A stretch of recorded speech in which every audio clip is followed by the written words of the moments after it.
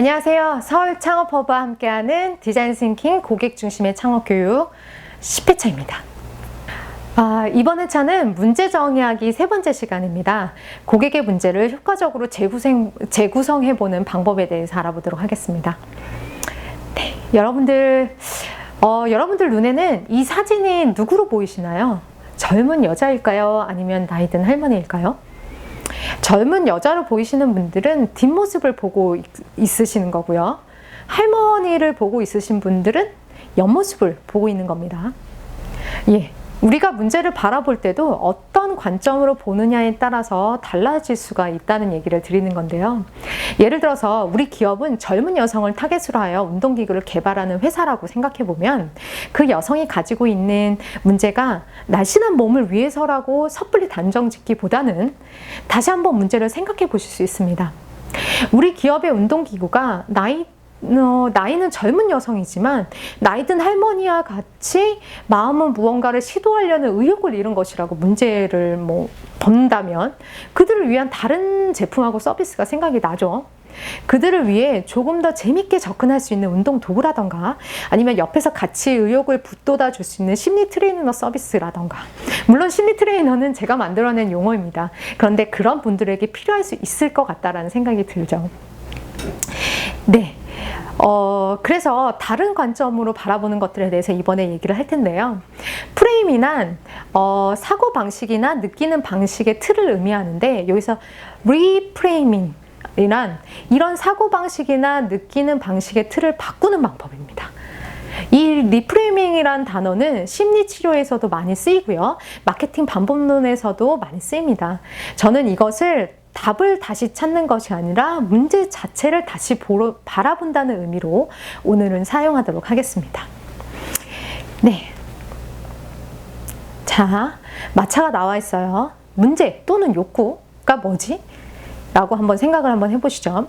마차, 예전에 우리가 돌아가서 자동차가 없었을 때 빠르지 않은 말이 문제야. 튼튼하고 잘 달리는 마차가 필요해.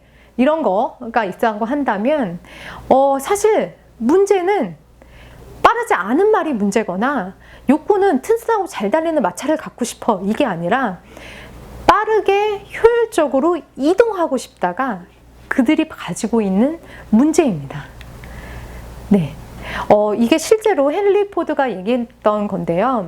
포드 자동차를 만든 헨리 포드요. 만약 소비자의 소리를 들었다면 나는 지금쯤 빠른 마차를 만들었을 것이다 라고 얘기를 했습니다. 네. 혁신은 과거의 것을 단지 더 좋게 만드는 일이 아니라고 얘기를 했는데요. 저렴하고 빠른 마차를 원했던 시장의 요구와는 달리 헨리 포드는 모델 T라고 불리는 자동차를 만들었습니다. 그러니까 빠르게 효율적으로 이동하고 싶다라는 거에 대한 욕구를 정의를 해낸 거죠. 네, 이것을 위한 이 효과적인 재구성, 문제를 효과적으로 재구성하기 위한 7가지 연습 방법을 먼저 말씀을 좀 드릴게요. 첫 번째, 의견을 평등하게 나누고 생각을 공유하세요. 권력이 평등하다는 것, 내가 누구보다 부하고 상사하고 하지 않도록 그런 것들이 나의 생각들을 중단시키지 않도록 하시는 겁니다. 그리고 리프레이밍이 필요함을 공유하시는 거예요. 우리가 이거 문제를 다시 바라보는 것이 중요하다라고 같이 공유하는 겁니다. 한 사람은 바라보는 게 필요해. 근데 한 사람은 아니야, 필요 없어. 그냥 그게 정답이야, 이렇게 얘기를 하실 수도 있죠. 그러니까 필요함을 공유하는 사람끼리 필요하다는 생각을 공유해 주셔야 됩니다. 두 번째, 외부인들을 토론에 한번 참여시켜 보시는 겁니다. 외부인들을 데려오라는 것은 컨설턴트나 유명한 전문가를 데려와서 해결하는 것이 아니고요. 외부인에게 해결책을 찾는 것이 아닙니다. 해결책을 찾기 위한 새로운 재료를 공급하라라는 겁니다. 그러니까 못 보던 것의 관찰 혹은 외부 시선, 다른 관점, 이런 거 말이죠. 그래서 외부 사람은 상황에 대한 전문가가 아닙니다. 우리가 전문가죠. 그래서 문제를 해결할 수는 없어요. 그러나 관찰로 인해서 기업이 골몰에 있기 때문에 보지 못하는 자신의 관점에서 벗어나기 위한 방법으로 외부인을 토론에 참여시키는 건 좋습니다. 세 번째, 사람들이 이해하는 바를 쓰도록 해주세요. 사람들은 흔히 구두로, 말로, 이게 문제가 뭐지? 그러면 흔히 모두가 동의한다라고 얘기를 해요.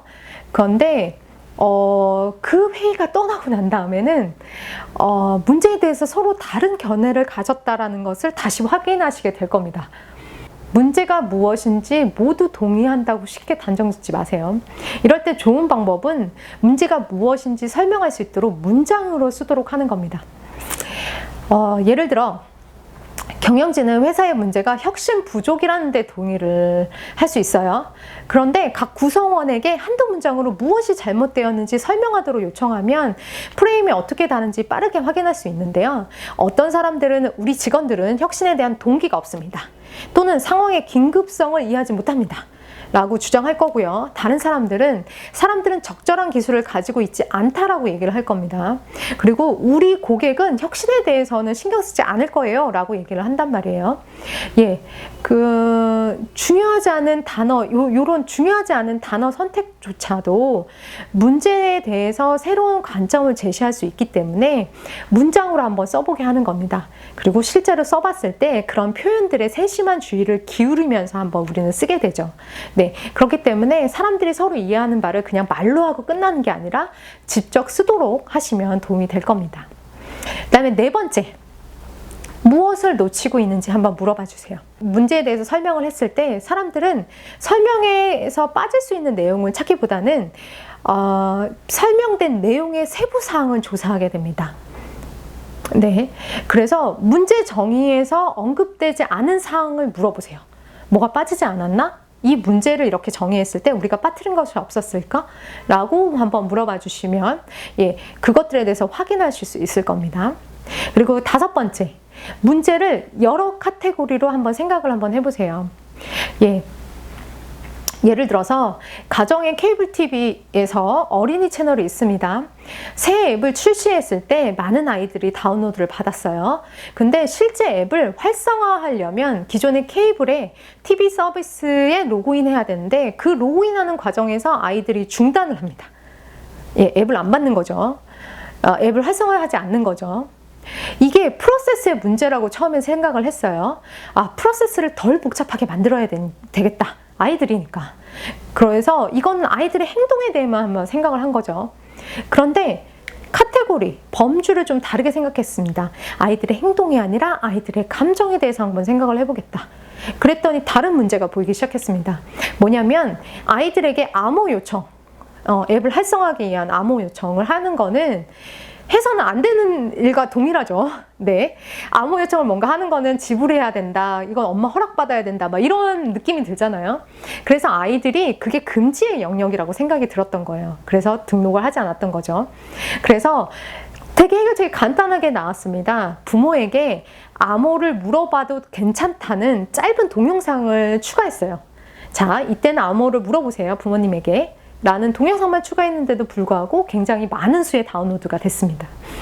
네, 이렇게 문제를 여러 카테고리로 한번 생각을 한번 해보세요.